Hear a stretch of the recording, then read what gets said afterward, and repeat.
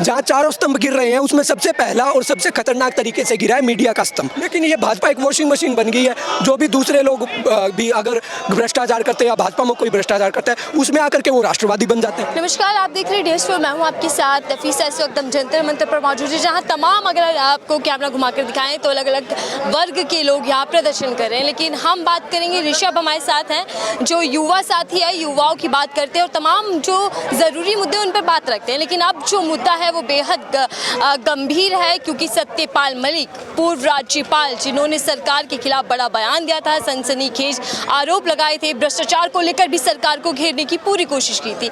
तमाम खबरें उनको लेकर चल रही हैं, तो वहीं उन्होंने बीजेपी की भविष्यवाणी भी कर दी है। तो बातचीत करते हैं सत्यपाल मलिक का बयान और दूसरी तरफ मीडिया की खामोशी, क्योंकि मीडिया पर इसको लेकर पूरी चुप्पी साधे हुए। तो ऋषभ, एक तरफ तो सत्यपाल मलिक का बयान आप कैसे देख रहे हैं? भ्रष्टाचार को लेकर सीधे तौर पर कह रहे हैं कि कोई खास परहेज नहीं करते पीएम मोदी। ये भ्रष्टाचार तो ये सरकार करती है, ये तो सबको पता है। और सत्यपाल मलिक जी ने क्या खुलासा किया है कि 150 करोड़ उन्हें एक फाइल के लिए दिए गए, यानी 2 फाइलों के लिए 300 करोड़। तो ये सरकार भ्रष्टाचार तो करती ही करती है, उसको ढकने के लिए मांगा था। भ्रष्टाचार की बात भी करते हैं कि भ्रष्टाचार को खत्म करना है। हाँ, लेकिन उनके खुद के लोग भ्रष्टाचार करते हैं। कर्नाटक में क्या चल रहा है आज? कर्नाटक में चुनाव चल रहा है और 40% की सरकार जो हर जगह, मतलब हर काम में, चाहे वो पुलिस की नौकरी हो या हर जगह 40% कमीशन की सरकार 40% कमीशन लेती है। अब आप देखिए जगह जनता उनको 40% कमीशन का जवाब भी दे देगी। उनके खुद के लोग विधायक के बेटे 8 करोड़ की रिश्वत लेते हुए पकड़े जाते हैं, जो कि एक गवर्नर को 150 करोड़ रुपए एक फाइल के लिए ऑफर करते हैं। तो वो कितने बड़े भ्रष्टाचारी होंगे। जो राम मंदिर, जो कि देश के लोगों की आस्था का मुद्दा है, वहाँ राम मंदिर की जमीन में ही 2 करोड़ से 16 करोड़ बना देते हैं रातों रात में। इतना बड़ा घोटाला करते हैं। वो लोग क्या नहीं कर सकते, इतने बड़े घोटालेबाज लोग हैं। लेकिन ये भाजपा एक वॉशिंग मशीन बन गई है।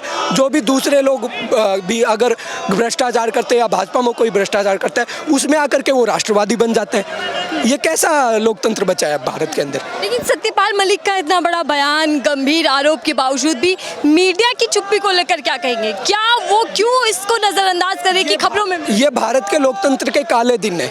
जहाँ चारों स्तंभ गिर रहे हैं उसमें सबसे पहला और सबसे खतरनाक तरीके से गिरा है मीडिया का स्तंभ। मीडिया के स्तंभ, बात सिर्फ इतनी नहीं है कि वो सच्चाई नहीं दिखा रहे, बात यह भी है कि वो सच्चाई को छुपाने के लिए झूठ और नफरत का सहारा ले रहे हैं। देश में पोलराइजेशन फैलाते हैं, कट्टरता फैलाते हैं। ये काम आज मीडिया कर रहा है। जिस मीडिया को आज पहलवानों की बात उठानी चाहिए थी, उनके यौन को शोषण की, उन मुद्दों से भटकाने के लिए वो कुछ मुद्दे, जो कि रूल ऑफ लॉ खत्म हुआ है यूपी के अंदर। ये कानून का राज है क्या? कस्टडी के अंदर एक आरोपी को मार दिया जाता है, हमें आरोपी से कोई सिंपत्ति नहीं है उसके मरने से, लेकिन कानून से तो हमें संपत्ति है। ये कानून का राज है क्या? अगर ऐसे ही लोग मार दिए जाएंगे पुलिस कस्टडी में तो आम साधारण लोगों का क्या होगा? सत्यपाल मलिक जी ने कहा ना कि अगर सरकार के अंदर, सरकार अगर थोड़ी सी भी सच्चाई होती तो वो उन्हें चुप रहने को नहीं कहती। कहीं ना कहीं तो दाल में कुछ काला है, तभी उन्होंने मोदी जी ने कहा कि आप चुप रहिए।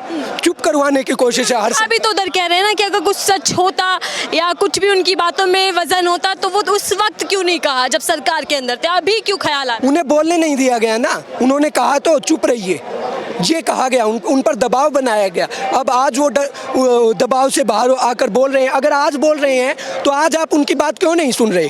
उनकी बात उन मीडिया में, क्या नेशनल मीडिया में उनकी बात पर चर्चा नहीं होनी चाहिए? इतना गंभीर मुद्दा है, करप्शन का मुद्दा है। करप्शन का मुद्दा, जो देश का प्रधानमंत्री, जिसे करप्शन से कोई मतलब नफरत ही नहीं है, खुलेआम कह रहे हैं।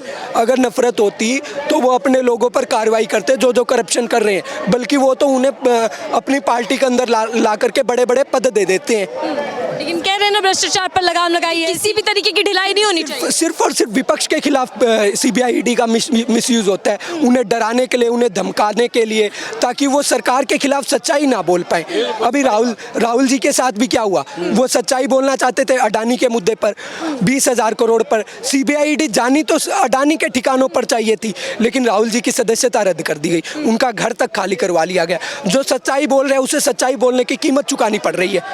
ऋषभ, गुलाम नबी आज़ाद आज़ाद राहुल गांधी के खिलाफ एक बयान देते हैं, आरोप लगाते हैं कि वो अवांछित बिजनेसमैन से मिलते हैं, तो तमाम मीडिया प्राइम टाइम में चर्चा करती है, तमाम पैनलों पे आपको दिख जाएगा कि खबरें सामने आती हैं, लेकिन सत्यपाल मलिक की जो बयान सामने है उस पर कोई प्राइम टाइम में चर्चा नहीं होती। ये देखिए ना, जो भाजपा के समर्थन की बात करते हैं, अभी देखिए गुलाम नबी आज़ाद कभी भी चुनाव जीत करके नहीं आए, कांग्रेस ने उन्हें हमेशा राज्यसभा के अंदर भेजा, कांग्रेस ने पूरे जीवन। अब जब वो राज्यसभा से चले गए हैं तो अपना बंगला बचाए रखने के लिए, मोदी का प्रिय बने रहने के लिए वो ऐसे उलझुल बयान देते हैं। अब देखिए राहुल जी को तो एक दिन के अंदर ही बंगला खाली करने का नोटिस आ गया, लेकिन उनको इतना समय हो गया, वो सांसद भी नहीं है, लेकिन आज तक उनके बंगले पर कोई सवाल नहीं है। ये ऐसे उलझुल बयानों पर तो मीडिया चर्चा करती है, बड़ी बड़ी बहसें करती हैं, लेकिन जो देश के ज़रूरी मुद्दे हैं, देश के युवाओं के बेरोजगारी के मुद्दे हैं या और भी अन्य मुद्दे हैं, महिलाओं के शोषण का मुद्दा है, उन मुद्दों पर मीडिया चूं तक नहीं करती है, बोलती तक नहीं है, खबर तक देखने को नहीं मिलती है हमें। क्या ये किस दिशा में हमारा भारत जा रहा है, ये हमें सोचना पड़ेगा, आपको भी सोचना पड़ेगा। नेशनल मीडिया से हमारा सवाल है, आखिर आप क्यों इतना डरे हुए हैं? सीबीआई सत्यपाल मलिक से कुछ बातों को लेकर स्पष्टीकरण चाहती है, सीबीआई ने तलब किया, तो इस पूरे मामले को आप कैसे देख रहे हैं? क्या सरकार उनको डरा करके चुप करना चाहती है, सीबीआई और ईडी के इन हथकंडों के द्वारा, लेकिन वो चुप नहीं होने वाले, क्योंकि उन्होंने कहा ना किसान कौम से आता हूँ मैं, और किसान कभी डरता नहीं है। आपने देखा होगा किसान 13 महीने तक बॉर्डर पर डटे रहे थे, इस सरकार को झुका करके गए थे। पहलवान महिलाओं का समर्थन कर रहे हैं, कैसे देख रहे हैं? 3 दिन हो चुके हैं धरने पर बैठे हुए, लेकिन अभी तक भी कोई सुनवाई नहीं। हालांकि सुप्रीम कोर्ट में याचिका जा चुकी है, सुनवाई होनी है। 3 महीने पहले ये पहलवान आए थे यहाँ धरना देने, ठीक है, सरकार ने इन्हें आश्वासन दिया कि हम कमेटी बनाएंगे और आपकी बात सुनेंगे, लेकिन 3 महीने से ज़्यादा लंबा इन्होंने इंतजार किया, लेकिन बृजभूषण शरण सिंह जो कि महिलाओं का शोषण करता है उस पर कोई कार्रवाई नहीं, ना उसे उसकी सांसदी से रद्द किया गया, ना रेसलिंग फेडरेशन के उसे अध्यक्ष पद से हटाया गया। तो ये कैसा इंसाफ है? मोदी जी कहते हैं बेटी बचाओ बेटी पढ़ाओ, देश के लिए मेडल लाने वाली बेटियां तो आज सड़क के ऊपर बैठी है। ये कैसे, किससे बचानी है बेटियां? भाजपा के सांसदों से, भाजपा के विधायकों से? ये ऐसा देश हमें नहीं चाहिए। तो आखिर इन पहलवानों को अनसुना अनदेखा क्यों किया जा रहा है? क्योंकि भाजपा चाहती नहीं ना, उनके अंदर के लोग ये कर रहे हैं शोषण। बृजभूषण शरण सिंह भाजपा के सांसद है, सरकार दबाना चाहती है इस बात को, लेकिन दबने नहीं देंगे। पूरा किसान वर्ग, पूरा विद्यार्थी वर्ग अपनी बहनों के साथ खड़ा है, क्योंकि ये इन्होंने देश का नाम रोशन किया है। जब देश का नाम रोशन करके मेडल लाते हैं तब तो मोदी जी क्रेडिट लेने के लिए, इनके साथ फोटो खिंचवाने के लिए आ जाते हैं, लेकिन जब ये इंसाफ की गुहार लगाने के लिए सड़क पर बैठी हैं तो आज मोदी जी कहाँ हैं? आज तो उनसे एक ट्वीट तक नहीं हो रहा है। उनके घर से कितनी दूर है? ये 7-8 किलोमीटर भी मुश्किल से दूरी होगी। क्या वो आ नहीं सकते?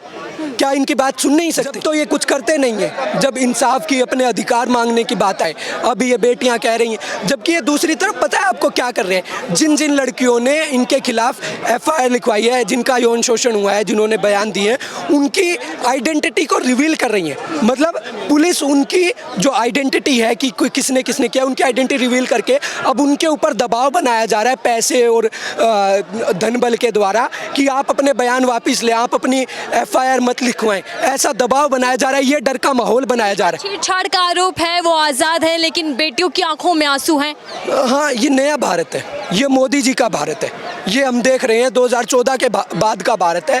तो आप खुद सोचिए, जो अगर मेडल लाने वाले सुरक्षित नहीं है तो आपके मेरे जैसे आम साधारण लोग कैसे सुरक्षित होंगे? चलिए आखिरी बात, ये जो लड़ाई चल रही है पहलवान महिलाओं की या पहलवानों की, जिसको समर्थन सभी लोग कर रहे हैं, तो क्या लग रहा है कि ये लड़ाई कितनी आगे बढ़ने वाली है और सरकार इस पर कुछ चुप्पी तोड़ेगी या नहीं? सरकार चुप्पी तोड़े ना तोड़े, हम लोग इन बहनों के साथ तब तक खड़े हैं जब तक इनको इंसाफ नहीं मिलेगा। जब तक बृजभूषण शरण सिंह को उसकी सांसदी के पद से हटाकर रेसलिंग फेडरेशन में निष्पक्ष अच्छे व्यक्तियों को नहीं लाया जाएगा और बृजभूषण शरण सिंह के ऊपर कानून के अनुसार कड़ी कार्रवाई नहीं होगी, तब तक ये लड़ाई जारी रहेगी। धन्यवाद।